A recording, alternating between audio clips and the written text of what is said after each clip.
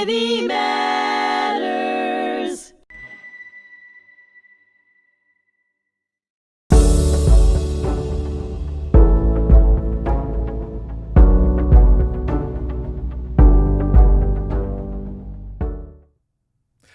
Hello, and thank you for joining me today. I'm your host, Ken Schachter, and on today's episode of Disrupting Hate on hmTv, my special guest, Dr. Kenneth Bigel, will join me for a conversation about hate speech. In our first segment, we'll be examining how to define hate speech and how some major platforms propagate such speech online.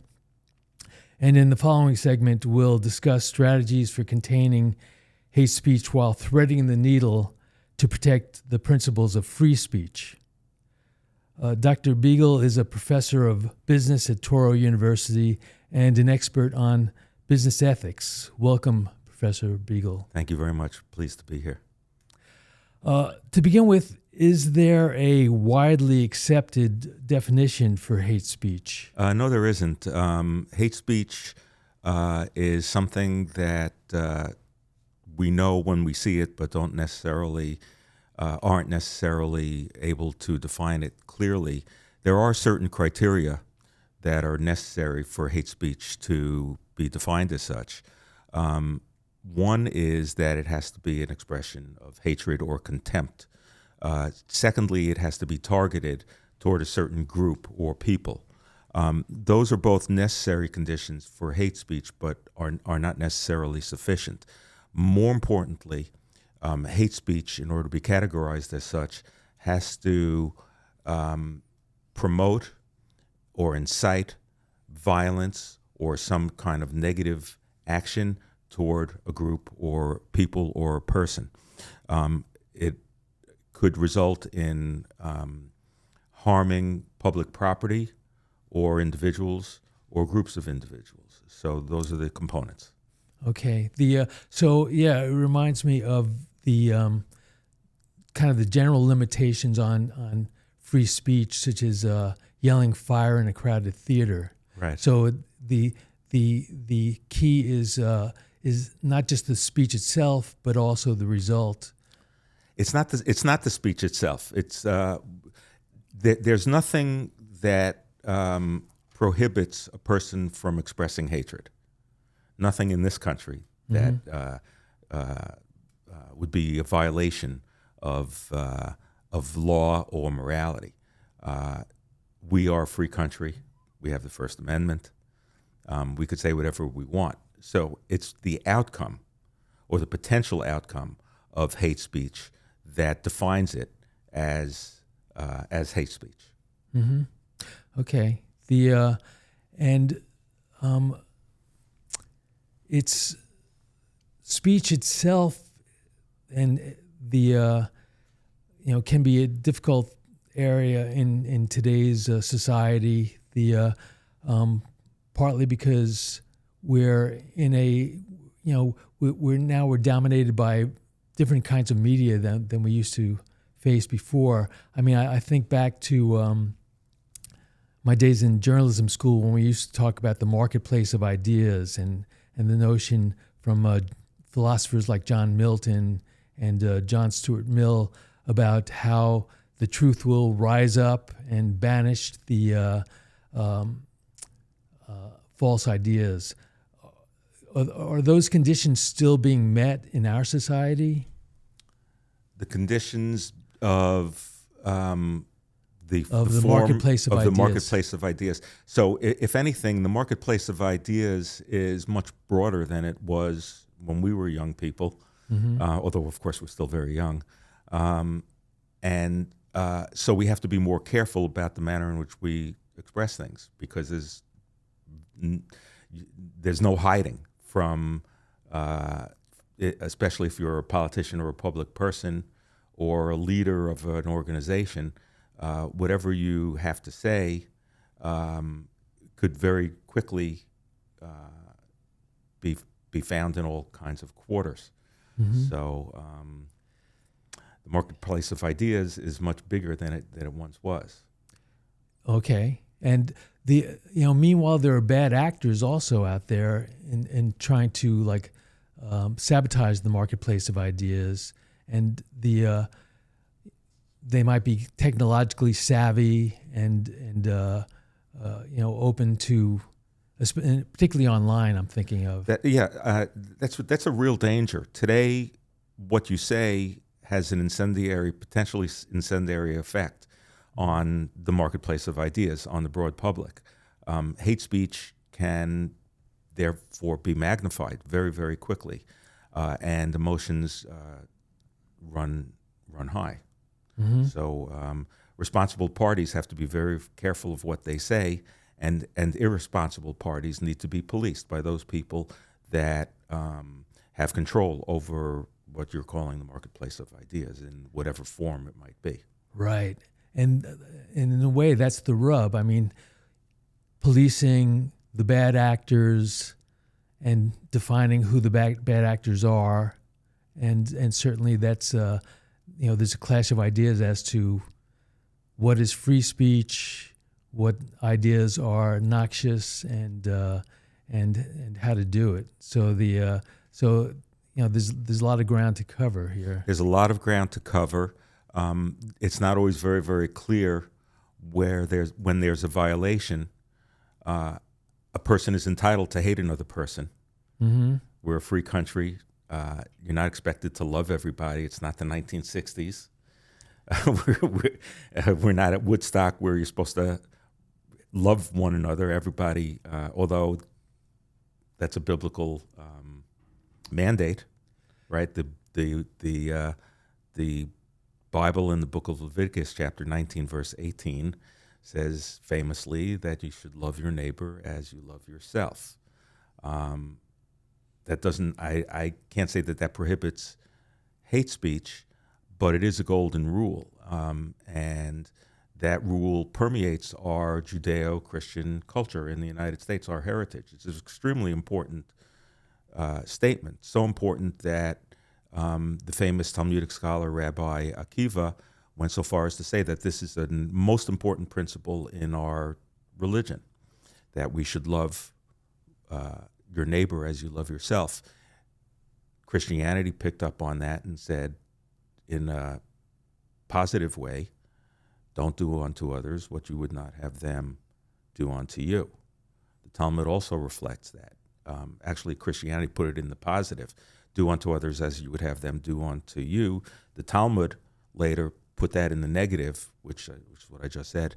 Don't do unto others as you would not have them do unto you. So the principle of respect for other people runs deep in our heritage here in the United States, whether it's Jewish or Christian or Judeo-Christian. And you mentioned John Stuart Mill, a contemporary of John Stuart Mill, Immanuel Kant, who was of a different philosophic school in comparison to John Stuart Mill, emphasized respect. That was the principal requirement. He talked about categorical imperatives, things that individuals must do or must not do morally to lead a moral life. And the number one principle that this man, Immanuel Kant, mandated was respect for other people. So, but those are moral mandates, not legal mandates. And so there's nothing legally that prevents a person from hating another person and from expressing that. Yeah, in our discussions previously, you mentioned the notion of Lashon Hara. Right. Am I saying that properly? You are. You're doing great. Okay. That was great. And which is a Jewish principle of evil speech. Evil speech, right? Evil speech. Which I guess is applied in a way is the ancient version of hate speach. Right. Yeah, that's right. Let me talk about that for a minute, because that's another very, very big deal in our faith, in our Jewish heritage. If you look at the book of Psalms, chapter 34, there's a famous verse, or actually 3 verses, which I would like to take a minute or two to talk about. Please do. In Hebrew it says, Mi ha'ish chafetz chaim, who is the man that pursues or desires life? So that's a question. Life here in this context is not meant relative to death. Who wants to live? It's not a matter of the question. The psalmist is not asking who wants to live. It's the idea is who wants to live a good life. Who is the man that wants to live a good life? And then he continues to answer the question, or actually to continue with the question, and then he answers it. Ohev yamim lirot tov, who desires years of good fortune. So when we talk about life, we're not talking about life versus death. We're talking about living a good life, having good fortune. And then he answers the question. The answer is nitzor lashoncha meira. He stops his tongue from uttering evil. Usvatecha midaber mirma, and his lips from uttering deceit. And then finally, he admonishes us to sur meira v'aseh tov, avoid evil and pursue good. Bakesh shalom v'rodfehu, seek peace and pursue it. So that's the way to live a good life, by avoiding evil speech, by watching your tongue. There's a wonderful short story that I sometimes use when I teach business ethics, written by Anton Chekhov, the famous Russian writer from the 19th century. The story is called Gooseberries. And without getting into the details, because I want you to read the story, without getting into the details, the story compares extrinsic values in comparison with intrinsic values. Extrinsic values are wealth, fame, things that we all recognize very, very easily because we see it. Intrinsic values are things that have worth beyond the monetary, beyond the visual, beyond the obvious. And so in this story, there are two brothers, and one of whom is the narrator. The other person is absent, but he's discussed by the other brother. And the one brother who's narrating appears to be jealous of his brother's wealth. But he himself is a very, very accomplished, very, very well-educated professional. So where do you put your values? Do you put your values on extrinsic matters or intrinsic matters? And getting back to the psalm, the psalmist is advising us about things that to the psalmist really matter. And those are things that are intrinsic. How you live your life, how you relate to other people. Do you speak evil? Are you deceptive when dealing with other people? Do you make friends? Do people love you? Do you avoid hatred? These are things that you can't put a price tag on. Yes. So these are kind of personal ethical values that we all should consider and in our daily life. Now, swinging back around to your business ethics background, we have a situation where businesses have a presence on some of the major platforms like X.com and Facebook, and they may have some influence over those platforms as to how free speech is policed. Do those businesses have some responsibility to weigh in and how is the power dynamic shown in those major platforms these days? Well, the scorecard doesn't seem to be very, very good. In January of last year, 2024, there was a report by the General Accounting Office indicating that close to 1/3 of internet users experienced or saw hate speech online. So to the extent that the corporation or some other body is responsible for online content, the scorecard it could be better. Could be better, yes. It could be better. And it's prevalent, and it could link to extremist behavior, which we see. I have to talk about antisemitism for a moment. It's prevalent in the United States. And I just want to make a parenthetical comment because it's important to me. We should note forever today's date, which is February 20th, 2025, the date that the bodies of 3 of the 4 members of the Bibas family in Israel, I say this with a shaking voice, were returned. They were... Of course, the Bibas family are the famous, the very young children and the mother who were taken from Israel on October 7th, and in a way became emblematic of that attack and the cruelty of that attack. Right. So what's the relate? So just to put it on the record, the mother was killed. The father was returned some weeks ago. The mother was killed. The 2 boys when they were abducted and taken hostage were 4 years old and 9 months old. And I say this because there's a connection with what's going on in the internet. Talk about the marketplace of ideas. The world is a much smaller place than it was some decades ago because of the internet, because of our technology and our communication.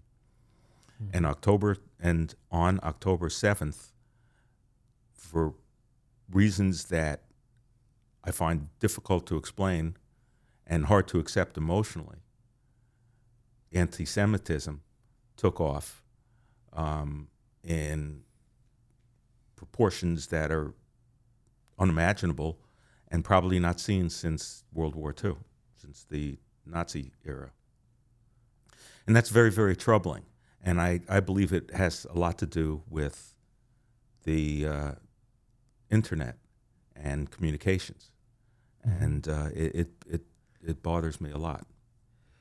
Yeah, it's remarkable in that somehow an attack on both military bases and civilians somehow triggered a wave of anti-Semitism. Right. So here's the connection. So with our general connection with our general topic, if you want to have a clean marketplace where hate speech and incitement to violence is absent, you can try to relieve that by mandating laws, by making sure that responsible parties that be scrub the internet from things that shouldn't be there, although you can't do that perfectly. But the best way to cure hatred is by leaders demonstrating, not even so much speaking out against it, which is necessary, but by demonstrating acceptance of all people, regardless of race, religion, ethnic identity, sexual identity, whatever it is. It has to come from the top. And when I mentioned the Bibas family, I have not heard a single leader except for Benjamin Netanyahu himself say anything about the return of the corpses of 3 of the Bibas family members and speak out against it. Instead, what we hear are a lot of chatter regarding how evil Israel's response is and to the attack and how Israel is committing genocide. I haven't heard the UN speak out against the murder of this family and other people. So if you want to cure hatred, It has to come from heads of state. It has to come from the United Nations. It has to come from people who are at the top of the marketplace of ideas. And it's not. It's just not. And that is extremely troubling. Right. And of course the haters occupy these corners of the internet, and in some ways they even if leaders do promote openness and acceptance, it seems like the haters still remain, maybe not in an active way, but they're out there. They're out there. And when you talk about Lashon Hara, evil speech, there's different kinds of evil speech. There's evil speech that is true. We call that Lashon Hara. Mm-hmm. But there's also evil speech that is false. And we call that Motzi Shem Ra, or Hotzaat Shem Ra. The delivery or the opening of evil speech, which is where falsehood is spread and results in incitement and violence. And that also occurs far too much in our culture and worldwide. And it's got to stop. And it can only stop when our leaders decide to stop it. It seems like we're in a kind of a post-truth era when even leaders can twist facts and create an alternative reality, and we've seen that lately. But I want to thank you for tuning into this episode of Disrupting Hate on hmTv. I appreciate my guest, Kenneth Bigel, for sharing his insights. And be sure to subscribe, share, and stay connected for more engaging conversations. Until next time, take care and be well.